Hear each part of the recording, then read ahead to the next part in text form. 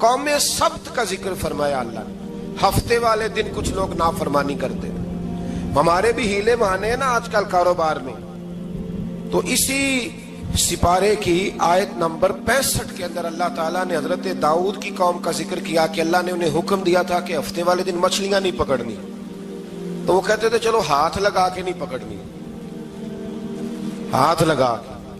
وہ ہمارے لوگ ہیلے بہانے تلاش کر لیتے ہیں نا. وہ بڑے جناب انشورنس والا آ گیا, اب وہ بینک والا آ گیا, وہ فلانے صاحب آ گئے, وہ تروڑ مروڑ کے کہانیاں باتیں, اور پھر ہمیں بھی رستے مل جاتے ہیں بچنے کے. مفتی صاحب نے کہہ دیا تھا, ایک مولانا سے میں نے ان کو کہا ہفتے والے دن مچھلیاں نہیں پکڑنے کا. نہیں پکڑتے, چھوٹے چھوٹے حوض بنا لیے تو مچھلیاں زیادہ آتی تھی اس دن. یہ بھی اللہ کی قدرت تھی. نماز کے وقت گاہک زیادہ آتے ہیں, یہ اس کی قدرت ہوتی ہے. تو وہ مچھلیاں حوض میں جمع ہو جاتی ہیں. یوں سمجھ لیں کہ جال انہوں نے لگا لیے ہوئے تھے, تو جال میں وہ پھنستی رہتی تھی, حوضوں میں آتی رہتی تھی. ہفتے کو نہیں پکڑتے تھے, اتوار کو پکڑ لیتے تھے. تو پھر اللہ نے انہیں سزا دی. فرمایا تماشے کرتے ہو اللہ کے حکم کے ساتھ. کیا سزا دی؟ فَقُلْنَا لَهُمْ كُونُوا قِرَادَةً خَاسِئِينَ. فرمایا بندر بن جاؤ دھتکارے ہوئے. جو رزق حرام طریقے سے کماتے تھے رب انہیں بندر بنا دیتا تھا. ابھی بھی میں نے دیکھے ہیں بڑے بڑے تاجر پاگلوں جیسی زندگی گزار رہے ہیں. نفسیاتی طور پہ سکون نہیں ہے, کروڑوں روپیہ پڑا ہے. کیوں؟ اس لیے کہ رب کے بتائے ہوئے طریقے کے مطابق تجارت نہیں کرتے. آگے ایک اور دلچسپ بات آ گئی. بنی اسرائیل کے اندر نا ایک شخص نے اپنے چچا کو قتل کر دیا جائیداد کے لیے. یہ دیکھیں کب سے لوگ جائیداد کے لیے قتل کرتے آ رہے ہیں.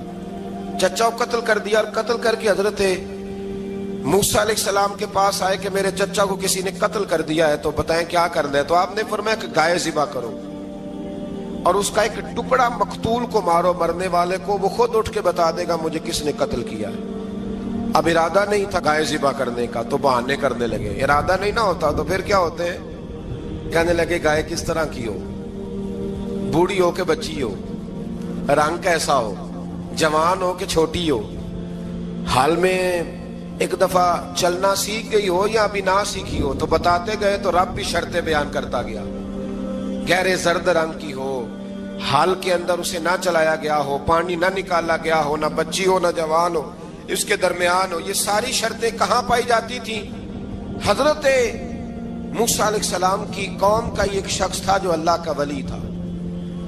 وہ جب انتقال کرنے لگا نا, اللہ اکبر, دیکھو رب ولیوں کی اولادوں پر بھی کتنا فضل فرماتا ہے. وہ جب انتقال کرنے لگا تو ایک اس کے پاس چھوٹی سی بچیا تھی, گائے کی بچی. اس نے جنگل میں چھوڑ دی. کہنے لگا یا اللہ میں تیرے نام پہ چھوڑتا ہوں, میرا بچہ جوان ہو جائے تو اسے دے دینا, اور تو سرمایہ ہی کوئی نہیں. بچہ بڑا ہوا تو بچہ بھی بڑا نیک تھا, اپنی ماں کا بڑا فرما بردار تھا. اس کی ماں نے کہا بیٹا تیرے باپ نے ایک گائے چھوڑی تھی. تو بچہ جنگل میں گیا اور جا کے کہنے لگا اے اللہ میری گائے مجھ سے ملا دے. تو رب کریم نے وہ گائے واپس کر دی. وہ گائے گھر لے آیا. اب وہ کہنے لگا اماں بیچ دوں, تو اماں کہنے لگی بیٹا میرے پوچھے بغیر نہ بیچنا. کئی دفعہ گاہک لگے پر اس نے کہا جب تک میری اماں نہ کہے گی میں بیچوں گا. ادھر بنی اسرائیل والے شرطیں جتنی گائے کے بارے میں پوچھ چکے تھے وہ ساری اسی گائے میں پائی جاتی تھی. تو یہ ڈھونڈتے ڈھونڈتے وہاں پہنچ گئے. تو کہنے لگے گائے چاہیے. تو اس نے کہا بھی تمہاری مرضی سے نہیں, قیمت میری مرضی کی. ایک مفسر نے تو یہاں تک لکھا ہے کہ اس نے کہا گائے ذبح کر کے نا, تو جتنا گائے کے اندر گوشت ہوگا نا اتنا ہی کھال کے اندر تو مجھے مال بھر کے دو گے, اتنے سکے بھر کے دو گے, اتنی اشرفیاں بھر کے دو گے, تو پھر تمہیں گائے دوں گا. تو پھر یہ گائے انہیں ملی اور یہ گائے لے کر کے آئے. زیادہ سوالات نہ کرتے تو زیادہ الجھتے نہ. ہم بھی دین کے معاملے میں بڑے سوال جواب کرتے ہیں. اتنا سوال کریں جتنی اس کی ضرورت ہے. ان لوگوں نے سوالات زیادہ کیے تو پھر الجھ زیادہ گئے. تو میرے بھائی اس کا ذکر بھی اللہ تبارک و تعالیٰ نے پہلے پارے کے اندر بیان فرمایا. پھر اللہ کریم نے فرمایا کہ کچھ ایسے لوگ بھی ہیں یہودیوں میں سے جن کا دعویٰ ہو گیا ہے کہ ہم اللہ کے بڑے پیارے ہیں. فرمایا یہ صرف ان کے منہ کی باتیں ہیں, یہ تو قیامت میں پتہ چلے گا نا کہ اللہ کا پیار کس کے ساتھ زیادہ ہے.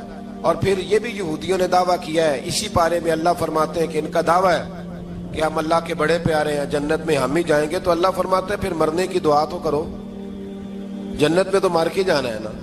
لیکن رب فرماتے ہیں یہ کبھی مرنے کی دعا نہیں کریں گے, اس لیے کہ انہیں پتہ ہے کہ ہم نے آخرت کے لیے کیا بھیجا. لے جی پہلا حکم آ گیا یا ایھا الذین آمنوا کہہ کے, پہلی آیت قرآن پاک پہلے سپارے میں پہلی آیت جس میں اللہ نے کہا یا ایھا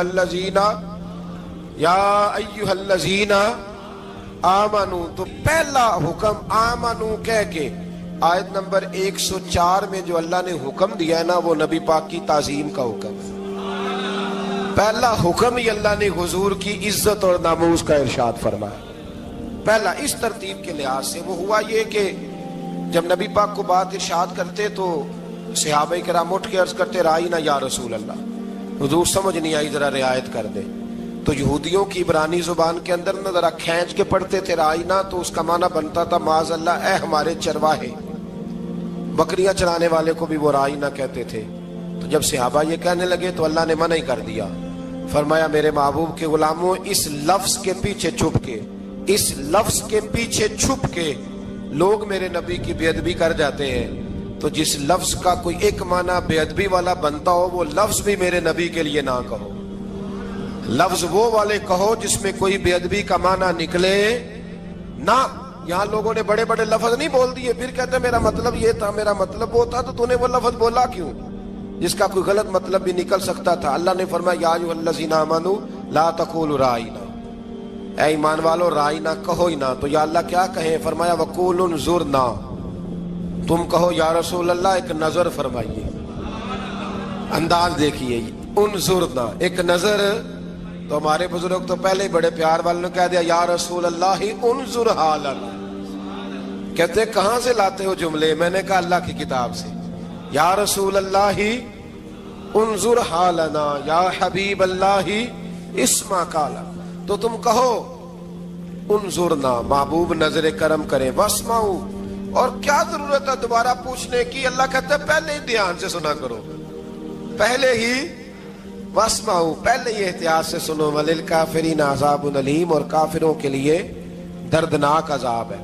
لے جی اسی پارے میں اللہ تبارک و تعالیٰ نے پھر اہل یہود کا ذکر کیا. تو یہود کہنے لگے کہ ہم حضرت ابراہیم کے ماننے والے ہیں. تو اللہ کریم نے وہ بھی ذکر کیا کہ میں نے تو ابراہیم کو آزمایا ہے. وَإِذِ ابْتَلَىٰ إِبْرَاهِيمَ رَبُّهُ بِكَلِمَاتٍ فَأَتَمَّهُنَّ, ہم نے ابراہیم کو کچھ چیزوں سے آزمایا ہے, وہ ہماری آزمائش پہ پورے اترے. قَالَ إِنِّي جَاعِلُكَ لِلنَّاسِ إِمَامًا, تو پھر ہم نے انہیں کہا کہ ہم آپ کو پوری دنیا کا امام بنائیں گے. وہ آزمائش کیا تھی؟ آگ میں جانا بھی آزمائش, بیٹے کا نہ ہونا بھی آزمائش, بیٹا ہوا تو پھر اسے وادی غیر ذی زرع ان میں چھوڑ کے آنا بھی آزمائش, بڑا ہوا تو پھر ذبح کرنا بھی آزمائش. فرمایا جہاں جہاں آزمایا ہے نا, ابراہیم ہماری آزمائش میں پورے اترے. فرمایا تو مفت میں حضرت ابراہیم کی اولاد بنتے ہو اور ان کا نام لیتے ہو اور ان کے ساتھ اپنا تعلق بناتے ہو, دیکھو تو صحیح وہ کتنی آزمائشوں سے گزرے. تو اس کا بھی اللہ نے اسی میں ذکر فرمایا. اور پھر وہ بات کرتے تھے حضرت یعقوب کی اور حضرت اسحاق کی, تو فرمایا وہ تو ہمارے اتنے خاص بندے تھے کہ وصال کے وقت بھی انہوں نے اپنی اولادوں کو نصیحت فرمائی تھی کہ اللہ کی توحید پہ قائم رہنا. اس کا ذکر بھی اللہ نے اسی پارے میں بیان فرمایا. اور جو حضرت ابراہیم اور جناب اسماعیل نے کعبہ تعمیر کیا تو اس کا ذکر بھی اللہ تعالیٰ نے اسی بارے میں فرمایا. فرمایا جب وہ کعبہ بنا رہے تھے تو کہہ رہے تھے ربنا تقبل منا, کہہ رہے تھے اے اللہ بنا ہم نے دیا ہے پر مہربانی فرما ہم سے قبول فرما لے. تو جو آیہ کریمہ آخر میں عرض کرنا چاہتا ہوں اس پر بھی تھوڑی توجہ فرمائیں گے تو بات بڑی نکھر کے باہر آئے گی. یہ 16ویں رکوع کے اندر اللہ نے پھر یہود کا اور عیسائیت کا ذکر فرمایا. تو اللہ کریم نے ایک بات ارشاد فرمائی, یہودیوں کے ہاں جب کوئی بچہ پیدا ہوتا تھا پیلے رنگ کے ساتھ اس کو رنگتے تھے, یا کوئی خاص رنگ تھا ان کا, بچہ پیدا ہوتا تو اس پر وہ رنگ چڑھاتے کہ یہ جی ہمارے مذہب کا رنگ ہے. ہمارے ہاں بھی رسمیں ہیں نا اپنی اپنی, معاذ اللہ اپنی اپنی نہیں ہونی چاہیے, اللہ رسول کا حکم ہونا چاہیے. تو یہودیوں کے ہاں بچہ پیدا ہوتا تو ایک خاص رنگ چڑھاتے, عیسائیوں کے ہاں پیدا ہوتا تو وہ بھی ایک خاص رنگ چڑھاتے. تو مسلمانوں کے ہاں بچے پیدا ہوئے تو انہوں نے بھی توجہ کی کہ یہ کیا ہو رہا ہے, تو رب کریم نے فرمایا صبغۃ اللہ, رنگ اللہ کا ہی ہے. ومن احسن من اللہ صبغا، اور فرمایا اللہ کے رنگ سے زیادہ خوبصورت کس کا رنگ ہو سکتا ہے؟ اللہ کا رنگ کیا ہے؟ لا الہ الا اللہ محمد الرسول اللہ صلی اللہ علیہ. فرمایا نیلے پیلے کالے رنگ نہ چڑھاؤ، اپنے ذہن پر توحید و رسالت کا رنگ چڑھاؤ. یہ سب سے بہترین رنگ ہے. اگر تمہارے ذہنوں پر رب رسول کی توحید کا رنگ چڑھ گیا تو یہ وہ والا رنگ ہے، پھر تمہیں کسی اور رنگ کی طرف جانے کی ضرورت نہیں پڑے گی. تو فرمایا رنگ وہ پیدا کرو جو توحید کا ہے، رسالت کا ہے، اس رنگ کی توجہ کرو. قرآن مجید کے اس پارے میں اللہ کریم نے مختلف باتیں بیان کر کے آخری رکوع میں یہ جو رنگ کا ذکر فرمایا نا، تو یہ لگتا ہے پورے پارے کا خلاصہ ہے کہ رب کریم نے فرمایا اصل بات یہ ہے کہ تمہاری سوچوں پہ رب رسول کی توحید و رسالت کا رنگ ہونا چاہیے. وہ ایک دفعہ مسلمہ کذاب بے ایمان کہنے لگا میں نے بنا لیا ہے قرآن پاک کا جواب. معاذ اللہ. جواب کیا بنایا؟ وہ صورت ہے نا القاریہ ملقاریہ، وما ادراک ملقاریہ، کھڑکھڑانے والی کیا ہے؟ کھڑکھڑانے والی تمہیں کیا پتا کیا ہے؟ کھڑکھڑی قیامت کا ذکر ہے. کہنے لگا میں نے اس جیسی صورت بنا لیا. تو کیا بنایا؟ الفیل ملفیل، وما ادراک ملفیل. کہنے لگا ہاتھی، تمہیں کیا پتا کیا ہاتھی؟ تم کیا جانو کیا ہاتھی؟ تو پاس جو اس کے اپنے بیٹھے تھے نا چیلے، کہنے لگے چپ کر جا، سارے زمانے کو پتا ہے ہاتھی کیا ہوتا ہے. تو پاگل ہے، اس کے دو کان ہوتے ہیں، ایک سونڈ ہوتی ہے، چار اس کے پیر ہوتے ہیں. بیوقوف آدمی قرآن کا مقابلہ کرنا ہے تو کچھ چج کے ساتھ کر. پاگلوں کی طرح مقابلہ کرے گا، جوتے کھائے گا بھی، ہمیں بھی پڑھوائے گا. تو قرآن مجید کا کوئی مقابلہ کر سکا؟ تو اس آیہ مبارکہ میں اللہ نے کافروں کو یہ کہا اگر مقابلہ نہیں کر سکتے تو پھر اللہ سے ڈرو، ورنہ دوزخ میں ڈالے جاؤ گے، وہ جس کا ایندھن آدمی اور پتھر ہے، اور بنائی بھی کافروں کے لیے گئی ہے. اعدت للکافرین، جہنم کس کے لیے بنائی گئی ہے؟ کافروں اور منافقوں کے لیے. مسلمانوں کے لیے بنائی گئی. مسلمان مرضی سے چھلانگے لگائیں تو ان کی موج ہے، ورنہ ان کے لیے جہنم، ان کے لیے اللہ نے جنت بنائی ہے. اور یہ بات کرتے ہی رب کریم نے فرمایا اے محبوب علیہ الصلوۃ والسلام، مومنوں کو خوشخبری دے دیں کہ اللہ نے ان کے لیے جنت بنائی ہے، اس میں باغات ہیں، انہیں رزق دیا جائے گا کھانے کے لیے، اور اس میں انہیں پاکیزہ بیویاں دی جائیں گی، اور پھر وہ اس میں ہمیشہ رہیں گے، انہیں اس سے نکالا نہیں جائے گا. آگے جو آیات کریمہ ہے نا، اس کے اندر اللہ تبارک و تعالیٰ نے فرمایا ہے کہ اللہ حیا نہیں کرتا سمجھانے کے لیے مچھر کی مثال بھی دینی پڑے. فرمایا قرآن سے کچھ لوگ ہدایت حاصل کرتے ہیں اور کچھ گمراہ ہو جاتے ہیں. جب لوگ اپنی مرضی کی تشریحات چاہتے ہیں تو گمراہ ہوتے ہیں، اور جب قرآن کو رسول اللہ صلی اللہ علیہ وسلم اور امت مسلمہ کی تشریحات کی روشنی میں سمجھتے ہیں تو پھر اللہ ہدایت عطا فرماتا ہے. پھر اللہ تبارک و تعالیٰ نے آگے ارشاد فرمایا حضرت آدم کی پیدائش کا واقعہ. کچھ مفسرین نے لکھا اللہ نے مشورہ کیا تھا فرشتوں سے، وَإِذْ قَالَ رَبُّكَ لِلْمَلَائِكَةِ إِنِّي جَاعِلٌ فِي الْأَرْضِ خَلِيفَةً. لیکن کچھ مفسرین کہتے ہیں کہ اللہ کو ضرورت نہیں فرشتوں سے مشورہ کرنے کی. اللہ نے فرشتوں سے مشورہ نہیں کیا، بلکہ رب نے انہیں آگاہ فرمایا تھا کہ میں لگا ہوں زمین پہ اپنا نائب بنانے، میں خلافت دینے لگا ہوں زمین پہ. اب یہ تو دینے والی کی مرضی ہے نا اس نے کس کو دینی ہے، یہ تو دینے والے کی مرضی ہے نا اس نے. تو کچھ لوگ کہتے ہیں کہ دینے والے سے زیادہ ہمیں پتہ ہے. تو فرشتوں کو بھی یہ اجتہادی خطا ہو گئی، کہنے لگے یا اللہ اسے نہ بنانا، یہ فساد کرے گا، یہ خون ریزیاں کرے گا. تو اللہ نے فرمایا جو میں جانتا ہوں وہ تم. اللہ اکبر. امام راضی فرماتے جب رمضان آتا ہے تو اللہ فرشتوں سے کہتا ہے ذرا یہ کھول کے دروازے دیکھو نا یہ زمین پہ کیا کر رہے ہیں. تم تو کہتے تھے فساد کریں گے اور یہ سارے تراویحیں پڑھ رہے ہیں. تم تو گویا کہتے تھے فساد کریں گے اور یہ تو دیکھو گویا رمضان کے روزے رکھ رہے ہیں، یہ تو میری یاد میں نکلے ہوئے. تم کچھ کہتے تھے اور دیکھو میں نے تمہیں کہا تھا نا جو میں جانتا ہوں وہ تم. اللہ نے پھر حضرت آدم علیہ السلام کو تمام زمانے کے علوم عطا کیے، علم سکھا لیا. تو فرشتوں سے کہا تم بھی ان چیزوں کے نام بتاؤ، تو وہ بتا سکے نہیں. اللہ نے فرمایا اب اس طرح کرو آدم کو سجدہ کرو. سب نے سجدہ کیا سوائے وہ. کہنے لگا یا اللہ صرف تجھے ہی کرنا ہے. کرنا بھی صرف اللہ کو چاہیے، پر رب کے آگے بھی جھکنا چاہیے، اور جس کے سامنے رب جھکائے نا وہاں بھی. اور یہ جو عاجزی ہے نا، یہ جو جھکنا ہے یہ علم کے آگے ہے. ہماری مصیبت یہ ہے کہ ہم علم کے آگے بھی گردن جھکانے کو تیار نہیں ہوتے، وہاں بھی ہم خود عالم فاضل بن جاتے ہیں۔ تو فرمایا کہ سب سے کہا سجدہ کرو، سب نے سجدہ کیا سوائے ابلیس کے، تو پھر ہوا کیا؟ وَكَانَ مِنَ الْكَافِرِينَ، وہ کافروں میں سے ہو گیا۔ پھر اللہ نے حضرت آدم کو اور جناب حوا کو نا مقام دے دیا جنت میں رہنے کے لیے، اور کہا سارا کچھ کھانا، درخت کے قریب نہ جانا۔ ابھی آپ کسی سے کہہ دیں تھوڑا سا کہ پیچھے نہ دیکھنا، یعنی اگر میری سمجھ لیں ادب کی وجہ سے کوئی 1.5-2 منٹ یا 6 منٹ نہیں بھی نہ دیکھے گا تو سوچے گا ضرور کہ پتہ نہیں اب پیچھے کیا ہے، مصیبت کیا ہے۔ یعنی آپ کہہ کے دیکھ لیں کسی کو، پیچھے نہ دیکھنا، فطرت ہے نا انسان کی، وہ جستجو کرتا ہے، کہا اس درخت کے پاس نہ جانا۔ تو حضرت حوا سلام اللہ علیہ کہتے ہیں دل میں خیال رہتا تھا کہ آخر ہے کیا درخت کے پاس۔ یہی انسان کا عقیدہ توحید ہے کہ جہاں سے رب منع کر دے وہاں وہ منع ہو جائے، اور یہ ان کی خطا نہیں تھی، یہ اللہ کی حکمت تھی، چونکہ رب نے تو پہلے کہہ دیا تھا بنایا ہی زمین کے لیے، تو یہ تو سارا کچھ ہونا تھا تو زمین پہ آنا تھا نا۔ تو حضرت حوا اور جناب آدم کے پاس شیطان آیا، اب اس کو نکال تو دیا تھا پر ابھی اس کا جنت میں آنا جانا بند نہیں ہوا تھا، یہ بھی اللہ کی حکمت تھی۔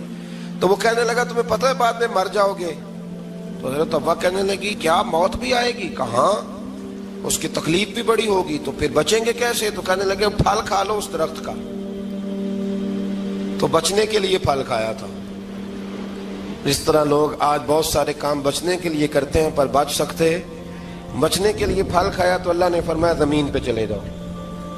تو حضرت آدم زمین پہ آئے، پھر کئی 100 سال روتے رہے۔ فَتَلَقَّى آدَمُ مِن رَبِّهِ کَلِمَاتٍ، تو پھر اللہ نے خود ہی جناب آدم کو کچھ کلمے سکھائے۔ علامہ اسماعیل حقی فرماتے ہیں وہ کلمے یہ تھے کہ حضرت آدم نے میرے نبی کا وسیلہ پیش کیا، اللہ کریم نے جناب آدم کی دعا کو مقبول فرما لیا۔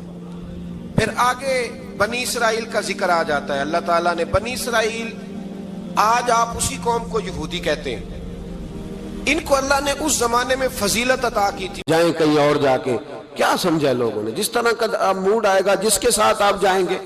اب تو اتنا ماحول عجیب ہو گیا، پہلے کو کسی بزرگ سے ملتا تھا نا، کسی کو نیک سمجھ کے تو کہتا تھا حضرت میرے لیے دعا کرنا، اب کو ملتا ہے تو کہتا ہے حضرت جی آوراں ویکھیا جے تہاڈی سیلفی لینی ہے۔ یہ کون سا دین؟ آپ مذہب کے نام پہ بھی وہی ملمہ سازی، وہی بناوٹ۔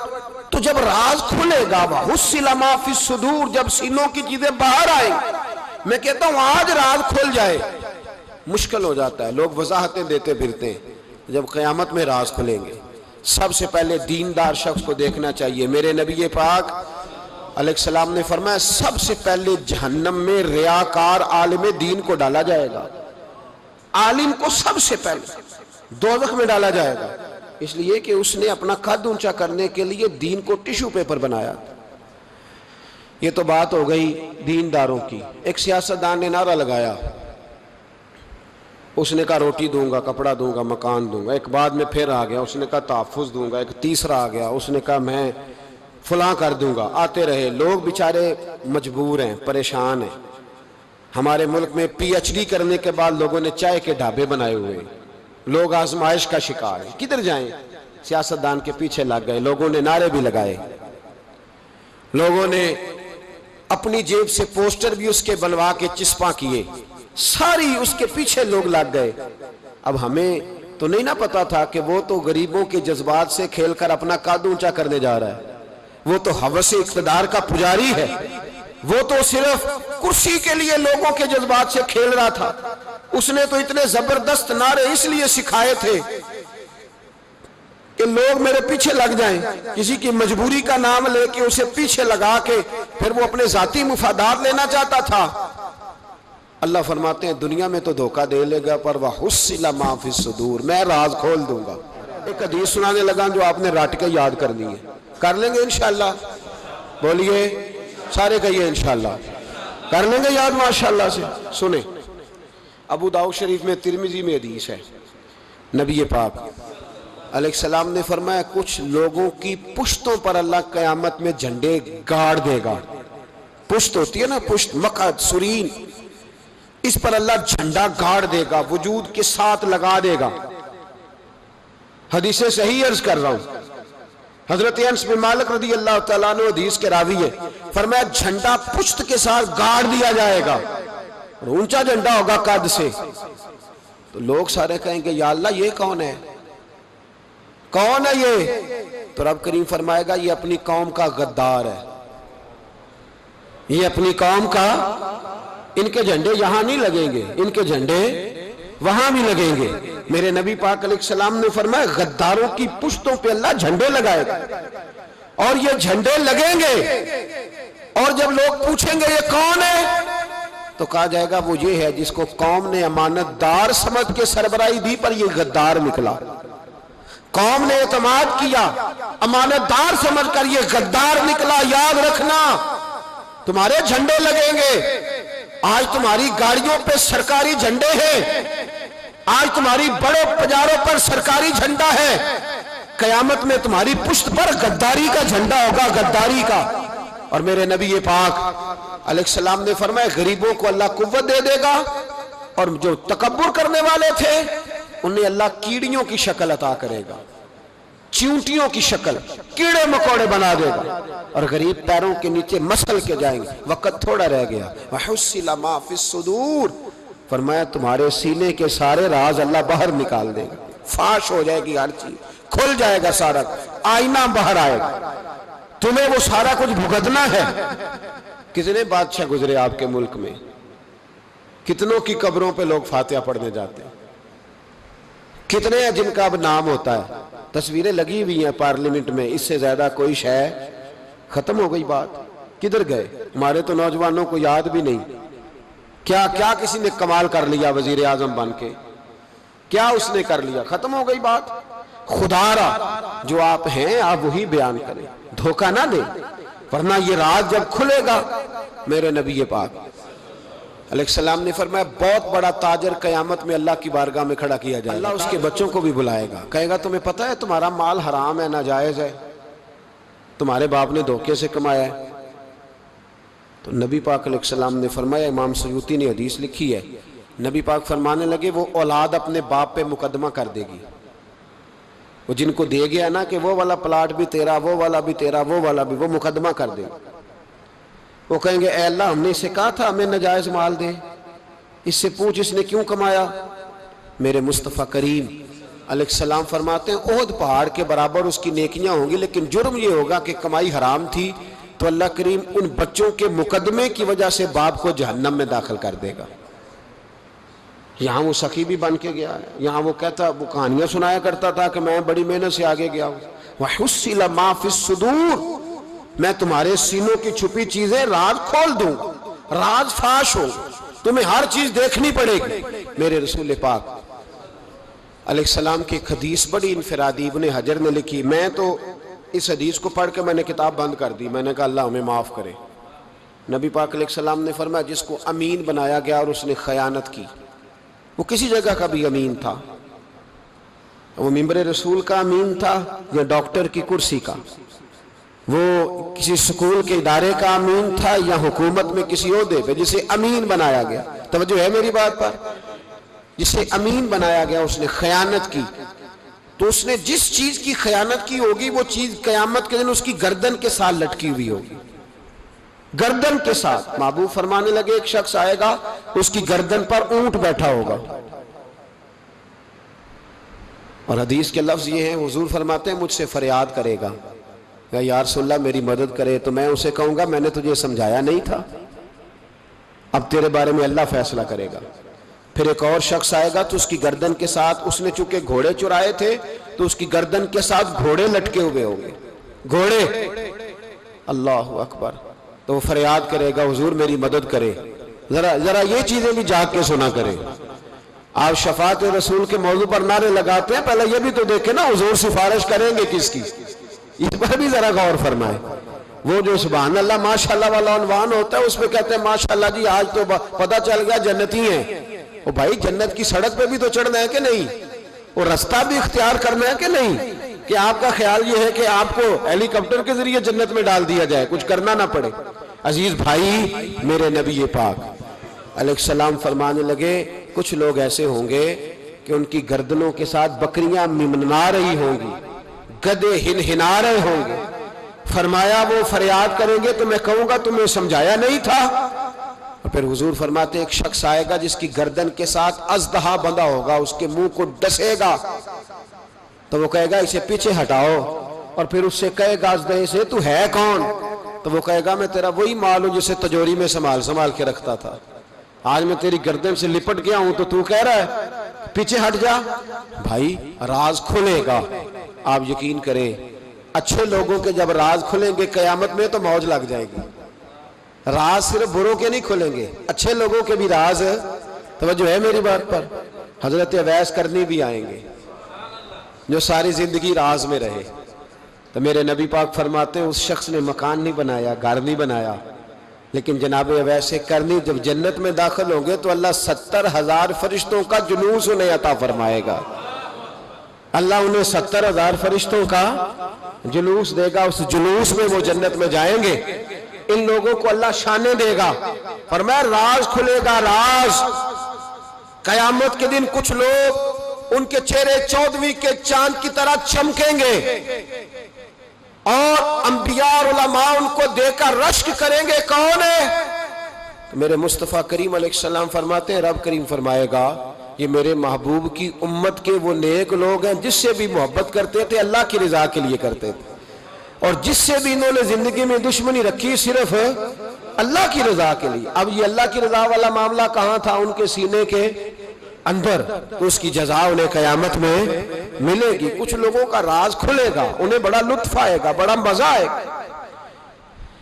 حضرت عمر بن عبدالعزیز بادشاہ تھے, لیکن صوفیاء ان کے اقوال کو بطور اسباق کے پڑھتے ہیں, تربیت کے لیے ان کے اقوال اور احوال سنائے جاتے ہیں. حضرت عمر بن عبدالعزیز کے زمانے میں نا ایک سید صاحب کہتے ہیں میری 4 بیٹیاں تھیں تو مجھے ضرورت تھی, میری کوئی مدد نہیں ہو رہی تھی, میں درود شریف پڑھتے پڑھتے سو گیا تو مجھے خواب میں محبوب پاک کا دیدار نصیب ہوا. فرماتے میں نے استغاثہ پیش کیا کہ حضور پریشان ہوں, بیٹیوں کا باپ ہوں. تو نبی پاک علیہ السلام نے فرمایا تو عمر بن عبدالعزیز کے پاس جا. عمر بن عبدالعزیز وہ باکمال شخص ہے جو روزانہ 10 سپارے قرآن پاک کے پڑھتا ہے, 10,000 بار مجھ پر درود و سلام پڑھتا ہے. کتنے سپارے؟ ہم تو خیر سارے مصروف ہیں, 10 لائنیں بھی نہیں پڑھ سکتے, ہم تو بڑے بیزی لوگ ہیں. ہم قرآن شریف پڑھیں گے تو فیس بک کون چلائے گا؟ ہم اگر قرآن شریف پڑھیں گے تو وہ واٹس ایپ پہ ٹائم کون دے گا؟ ہم تو بیزی ہیں, بہت زیادہ مصروف ہیں. ہم اگر تھوڑی دیر قرآن شریف کھولیں گے تو وہ جو سیاسی تبصرہ سارا دن کرنا ہوتا ہے وہ کوئی گرنا نہ جائے کوئی آسمان سے چیز. ہم تو مطلب بیزی ہیں. بادشاہ وقت کے بادشاہ 10,000 مرتبہ درود و سلام. اللہ اکبر. بس بندہ ارادہ کر لے تو اللہ اسے موقع بھی عطا فرمائی دیتا ہے, اللہ اس کی مدد کرتا ہے. 10,000 بار پڑھتے تھے. تو نبی پاک علیہ السلام نے کیا خوبصورت بات ارشاد فرمائی. محبوب فرمانے لگے 2-4 دن پہلے نا عمر بن عبدالعزیز نے 3,000 درود شریف کم پڑھا ہے, اسے جا کے کہے 500 دینار جرمانہ دے, وہ 500 لے آ تیرا کام بن جائے گا. جناب عمر بن عبدالعزیز کے پاس وہ سید صاحب آئے, کہتے میں سمجھا کسی درویش کا نام بتایا ہے, میں سمجھا کسی خانقاہ کے سجادے کی بات ہے, کسی مسجد کے خطیب کی, کسی ادارے کے محتمم کی بات. لیکن جب میں ان کے علاقے میں آیا میں نے پوچھا عمر بن عبدالعزیز کون ہے, تو لوگوں نے کہا وہ تو ہمارے حکمران ہیں. میں نے کہا بادشاہ لے چلو. جب میں گیا تو بڑا عالی شان جوبہ, سر پر تاج, دائیں بائیں دربار میں لوگ. پھر میرے دل میں خیال آیا میں غلط آدمی کے پاس تو نہیں آ گیا, یہ کون شخص ہے؟ لیکن جب میں لوگوں سے پوچھا کہ یہ عمر بن عبدالعزیز ہی ہے, کہا وہی ہے. کہتے میں ان کے قریب گیا, دیکھو راز کھل رہے. کہتے میں کان میں جا کے کہا 10,000 درود شریف پڑھتے ہو؟ کہتے انہیں شاک لگا, جھٹکا, یوں دیکھا تجھے کس نے بتایا؟ میں نے کہا کوئی ہفتہ سوا پہلے 3,000 کم بھی پڑھا ہے. کہتے ہیں وہ تو ٹھٹھرنے لگے, فٹافٹ میرا بازو تھاما, کونے میں لے گئے, کہنے لگے یہ تو میری بیوی کو بھی نہیں پتا کہ میں پڑھتا ہوں, یہ تو میرے خاص خادم کو بھی نہیں پتا, یہ تو میرا اور خدا کا, میرا اور مصطفیٰ کا راز ہے, اللہ رسول سے میرا راز ہے, تجھے کیسے پتا چلا؟ تو کہتے ہیں وہ سید صاحب کہتے ہیں میں نے ان سے کہا کہ جن کے ساتھ آپ کا راز ہے مجھے انہوں نے بتایا ہے. رازدار میں ہی بتایا ہے. اور محبوب نے فرمایا میں سید ہوں, مجھے گھر میں ضرورت تھی, صدقہ زکوٰۃ لے نہیں سکتا. مجھے حضور نے کہا جا اسے کہہ تجھے 500 دینار دے. کم پڑا درود شریف. تو کہتے ہیں حضرت عمر بن عبدالعزیز ایک ستون کے پاس چلے گئے اور ستون پر انہوں نے بازو رکھے, چہرہ رگڑ کے چیخے مار کے روئے, تو وہ میرے حرم, میں غریب بے نوا, تو کجا من کجا, کتھے مہر علی تے کتھے تیری ثنا, گستاخ اکھیں کتھے جاڑیاں, کیسے آقاؤں کا بندہ ہوں رضا, بول بالے میری سرکاروں کے. رونے لگے, اتنا روئے کہ ان کی تڑپ سے میں بھی رونے لگا. فرماتے ہیں میرے اندر بات تھی کہ یہ درویش ہونا چاہیے تھا, یہ ماجرا کیا ہے؟ فرماتے ہیں جناب عمر بن عبدالعزیز جب کچھ ٹھنڈے ہوئے نا طبیعت ان کی, تو بازو سے پکڑ کے مجھے ایک حجرے میں لے گئے. اس کمرے کی طرف سارا محل سارا دربار گزر گیا, اینڈ پہ ایک حجرہ آیا, باہر بڑا خوبصورت اس کے اچھا دروازہ بنا ہوا ہے, قیمتی. لیکن فرماتے ہیں جب کھول کے اندر گئے تو اندر کچا مکان, ایک مٹکا, 2 پیالے مٹی کے, کچھ بڑے بڑے سامان پڑے ہوئے, رسیاں پڑی ہوئی ہیں, سینے کا سامان ہے, کھجور کی چھال پڑی ہے, کچھ ٹوپیاں پڑی ہیں. جناب عمر بن عبدالعزیز نے چٹائی اٹھائی, چٹائی سے 500 دینار نکالے اور مجھے دیے. اور کہتے ہیں جب انہوں نے اوپر سے جبہ اتارا تو نیچے سے پھٹا پرانا لباس نکل آیا. اوپر سے جب انہوں نے وہ اتارا تاج, تو کھجور کی چھال کی پرانی ٹوپی نکلی. تو میں نے کہا حضور یہ کیا ہے سارا کچھ؟ تو رو